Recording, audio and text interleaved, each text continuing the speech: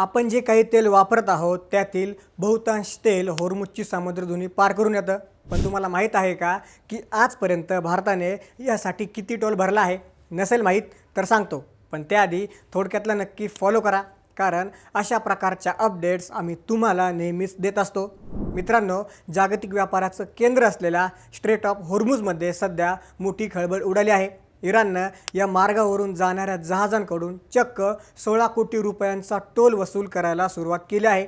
Iran Israel तणावामुळे इराणनं या जलमार्गावर आपली पकड घट्ट केली असून टोल वसुलीला कायदेशीर मान्यता देण्याची त्यांनी मागणी केली आहे। आता प्रश्न पडतो की भारताने यासाठी किती टोल भरला? तर याचं उत्तर आहे 0। भारताने इराणला टोलपोटी 1 पैसाही दिलेला नाही। भारताची भूमिका स्पष्ट आहे, समुद्री मार्गावरून होणारी वाहतूक ही मुक्त आणि सुरक्षितच असली पाहिजे। भारतानं आपल्या कूटनीतीच्या कौशल्याचा वापर करून इराणशी चर्चा केली, ज्यामुळं आपली तेल आणि गॅसची जहाजं कोणत्याही अडथळ्याशिवाय आणि टोलशिवाय तिथून सुटली आहेत। जगातील 20% तेलाची वाहतूक याच मार्गावरून होते। त्यामुळं भारताची मुत्सद्देगिरी सध्या जागतिक स्तरावर चर्चेचा विषय ठरत आहे। याबद्दल तुम्हाला काय वाटतं? आम्हाला कमेंट्समध्ये नक्की सांगा। नसेच घडामोडींसाठी थोडक्यातला नक्की फॉलो करा। बातमी म्हणजे थोडक्यात।